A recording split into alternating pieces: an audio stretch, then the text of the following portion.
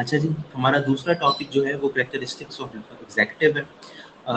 जैसा कि ऊपर जिक्र आ गया, एग्जेक्टिव जो है उसकी जो बुनियादी जिम्मेदारी होती है वो अमूर हुकूमत जो है उसको चलाने की होती है। जो भी कवानीन बना दिए जाते हैं उनको एग्जीक्यूट करना होता है।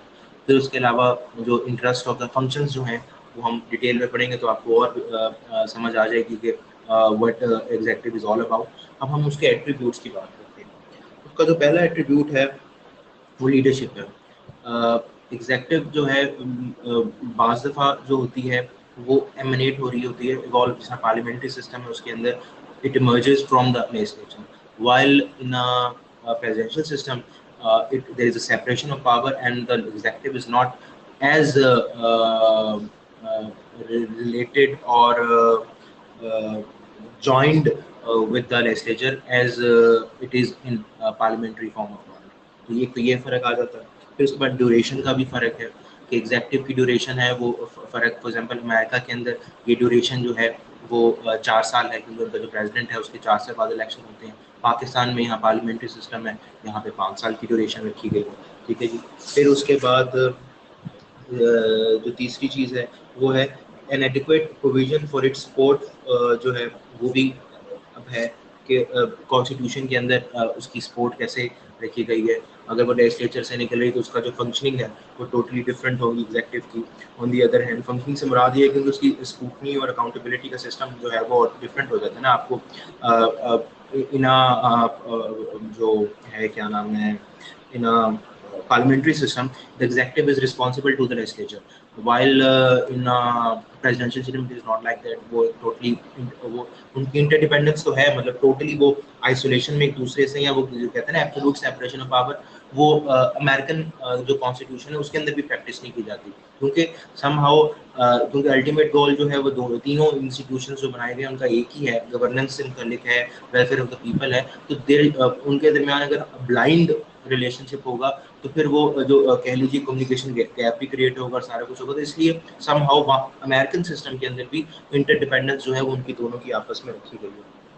तो इसलिए उन सिस्टम के हिसाब से अगर पार्लियामेंट्री है तो उसके हिसाब से एग्जेक्टिव की पावर्स होंगी, और अगर प्रेसिडेंशियल है तो उसके हिसाब से। तो ये एक बाइफिकेशन जो उसके अंदर आ जाती है। फिर fourthly competent power, while those which constitute safety in the republican sense are firstly a due dependence on the people and secondly a due responsibility। ठीक है।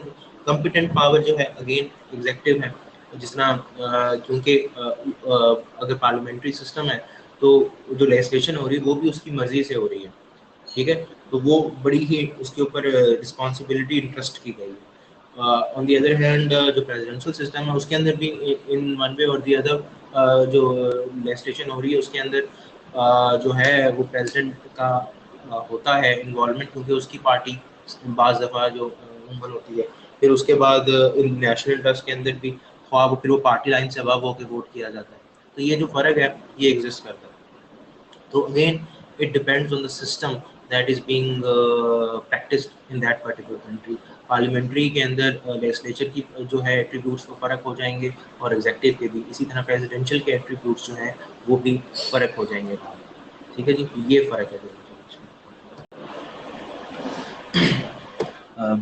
पहला टॉपिक जो है हमारा वो है characteristics of the legislature. Characteristics से मुराद बेटा होता है खूबियाँ, सिंपल उसका अगर हम उर्दू तर्जुमा करें, लिटरल जो उसकी मीनिंग्स हैं। और लेजिस्लेचर जो है जिस तरह ऊपर भी जिक्र आया, आप लोग भी वाकिफ़ होंगे, उसको उर्दू में मुकन्नना कहते हैं और इसकी जो बुनियादी जिम्मेदारी होती है वो कानून साजी होती है। कानून साजी करना इसकी जिम्मेदारी में होता है। ठीक है जी। और फिर नई कानून साजी, पुरानी कानून जो कानून बना दिए गए हैं उनको रिपील करना, अमेंड करना, वो भी इसकी रिस्पॉन्सिबिलिटी है। तो इसके कैरेक्टरिस्टिक्स क्या होते हैं? इसका एक कैरेक्टरिस्टिक तो है असेंबली ऑफ इलेक्टेड रिप्रेजेंटेटिव्स।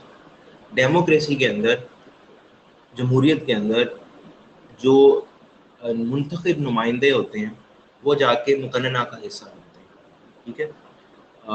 फिर एक और इसका फीचर जो है वो नंबर ऑफ हाउसेस, क्योंकि बाज़ दफ़ा जगह पे जो हाउसेस हैं वो अपर हाउस लोअर हाउस करके दो हाउसेस, पाकिस्तान भी करंटली जो है हमारा जो सेनेट है वो हमारा अपर हाउस है, जो कि पैरिटी की बुनियाद पे बनाया गया है। पैरिटी से मुराद ये है कि बराबरी की बुनियाद पे, क्योंकि पाकिस्तान में बड़े और छोटे सूबे हैं।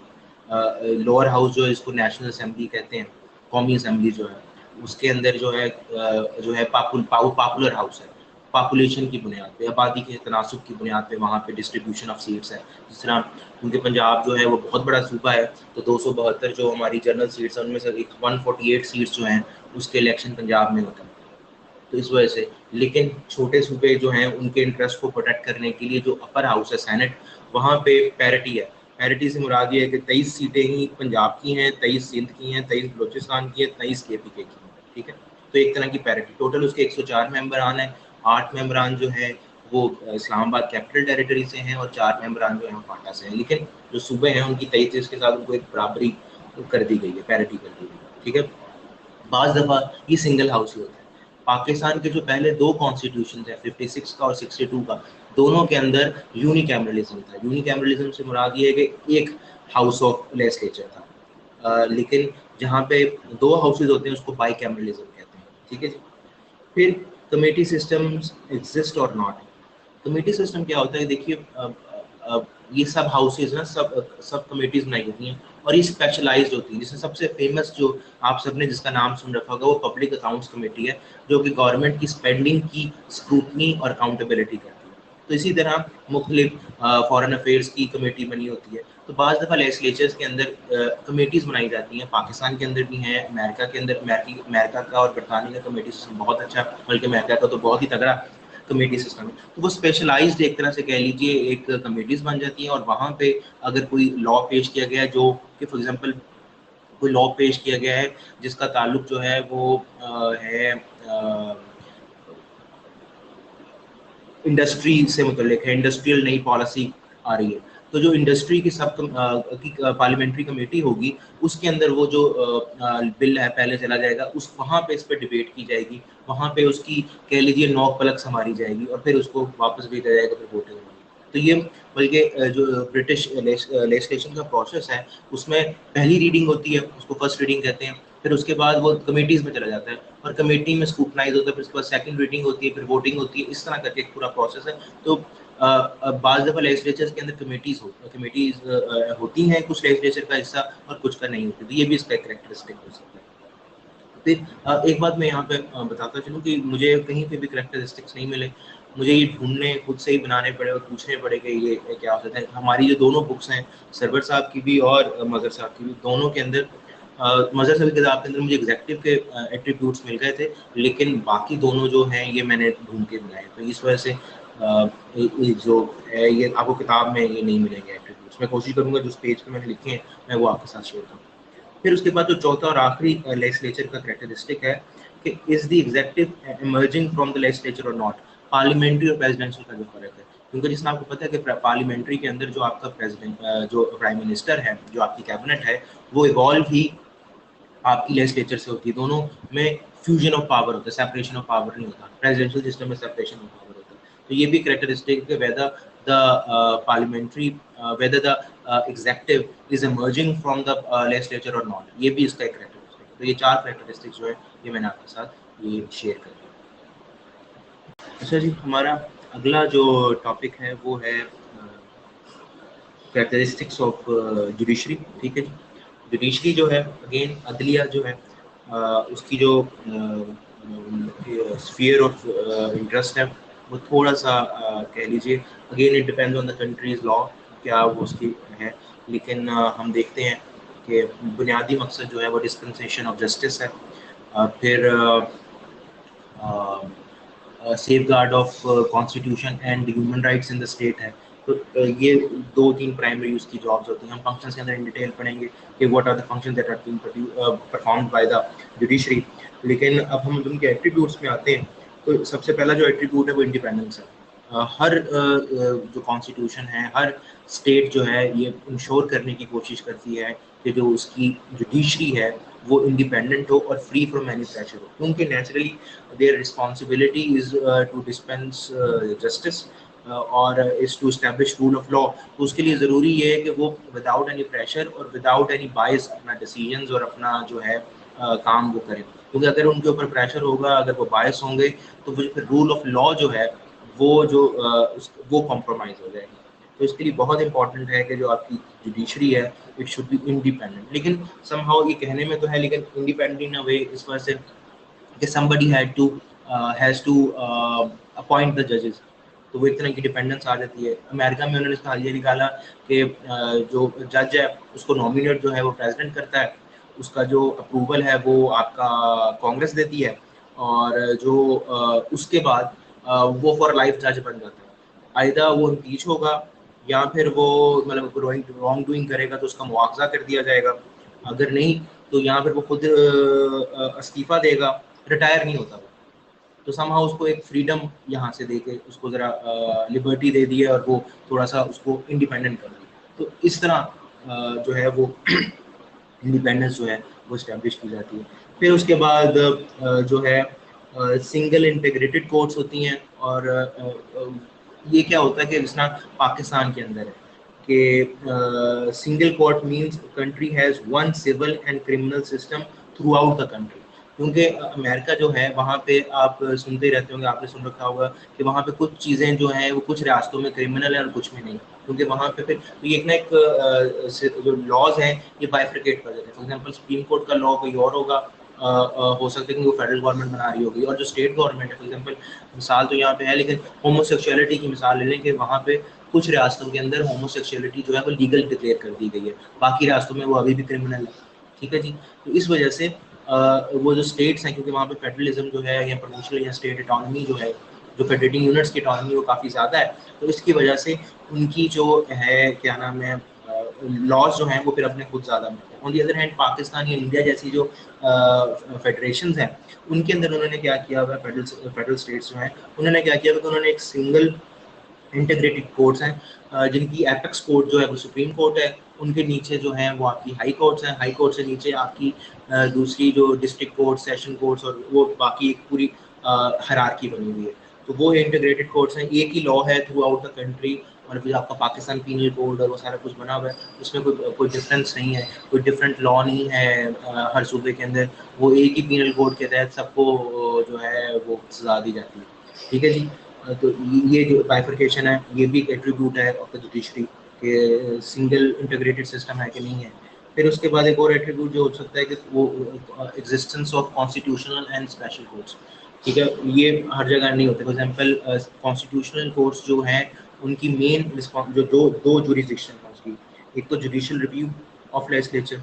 जुडिशियल रिव्यू जो है मैं कल ऊपर कहीं पे हमने जिक्र किया, अगर नहीं किया तो मैं यहाँ पे रिपीट कर देता हूँ कि जुडिशियल रिव्यू जो है ये अमेरिकन कॉन्स्टिट्यूशन के अंदर तो नहीं थी पावर, लेकिन ये सेल्फ पावर जो है वो सेल्फ अज्यूम की थी अमेरिकन सुप्रीम कोर्ट ने, क्योंकि उन्होंने इसके जरिए क्या किया था कि उन्होंने कोई भी ऐसा कानून जो लेजिस्लेचर ने पास किया है और it is considered against the spirit of the constitution, तो it is the right of the it is the power of the judiciary to shot down that legislation and declare it null and void. और ये जो है ये जो right है इसको judicial review कहते हैं, कि ये पावर है जुडिशरी की कि कोई भी जो लेजिस्लेशन या कानून साजी की गई है वो उसको रिव्यू कर सकती है।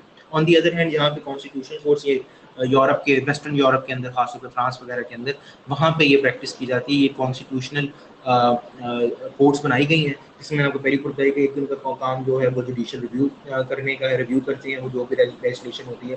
दूसरी ये होती है कि जो भी कॉन्स्टिट्यूशनल डिस्प्यूट्स हैं, यहाँ कोई ऐसी चीज़ है जहाँ पे कंफ्यूजन है और ये समझ नहीं आ रही कि व्हाट द कॉन्स्टिट्यूशन सेज, तो इंटरप्रिटेशन भी करते हैं और कॉन्स्टिट्यूशनल जो डिस्प्यूट्स उनको सेटल भी करते हैं। On the other hand Pakistan जैसी स्टेट की मिसाल मैं आपको दे देता हूँ कि यहाँ पे ये जो रिस्पॉन्सिबिलिटी है ये सुप्रीम कोर्ट ये रिस्पॉन्सिबिलिटी प्ले करती है। प्रेसिडेंट कैन सीक दी कह लीजिए मशवरा, can seek the advice of the Chief Justice of the Supreme Court on a particular constitutional matter। उनसे उनकी राय पूछ सकते हैं, लेकिन उनकी जो राय होती है वो बाइंडिंग नहीं होती ऑन द प्रेसिडेंट, के वो हर हाल में उसको फॉलो करे। फिर दूसरा ये होता है कि फॉर एग्जांपल अगर प्रोविंसेस और वफाक के दरमियान कोई डिस्प्यूट हो गया है तो उस डिस्प्यूट को भी सेटल जो है वो आपकी सुप्रीम कोर्ट करवाती है। फिर कोई कॉन्स्टिट्यूशनल मसला आ गया उसको भी, फिर ह्यूमन राइट्स की जो आ गई वो भी। तो इन चीज़ों की जो है वो रिस्पॉन्सिबिलिटी जो कॉन्स्टिट्यूशनल वो हमारे यहाँ सुप्रीम कोर्ट लेती है, लेकिन वेस्ट के अंदर जो है खासतौर पर ये वेस्टर्न यूरोप है, वहाँ पे उन्होंने स्पेशल कॉन्स्टिट्यूशनल कोर्ट्स बनाए हैं और specialised courts with jurisdiction over constitutional matters. It is contrast to the American system of judicial review. ठीक है जी, एक तो ये हो गया कॉन्स्टिट्यूशनल कोर्ट्स। फिर उसके बाद स्पेशल कोर्ट्स भी होते हैं। स्पेशल कोर्ट्स जो हैं bodies with in the judicial branch of the government that generally address only one area of law or have specifically defined power। ठीक है जी, for example rule of law के against एक एडमिनिस्ट्रेटिव लॉ होता है, ये फ्रांस में practice किया जाता है कि जो तमाम उनकी स्टेट ब्यूरोक्रेसी है उसके लिए उन्होंने एक अलहदा एडमिनिस्ट्रेटिव कोर्ट्स बनाई हुई, वो स्पेशल कोर्ट आप उसको कह सकते हैं। और ये वो एग्जिस्ट करती हैं। पाकिस्तान के अंदर भी समहाउ स्पेशल कोर्ट्स को, मतलब एग्जांपल आपको ड्रग कोर्ट्स हैं, बैंकिंग कोर्ट्स हैं, तो स्पेशलाइज्ड कोर्ट्स हैं, तो इन स्पेशलाइज्ड केसेस को एड्रेस करती हैं। शरिया कोर्ट्स हैं, तो ये लेबर कोर्ट्स हैं, तो आपको सब चीज़ें जो हैं ये स्पेशल कोर्ट्स, तो ये अगर आइदर जुडिशरी या जुडिशियल बॉडी या judicial branch of the government जो है उसके पास स्पेशल कोर्ट्स हैं या नहीं, ये भी उसके एट्रीब्यूट्स के अंदर ऐड होगा। ठीक है जी, ये हमारे एट्रीब्यूट्स जो हैं ऑफ जुडिशरी लॉ।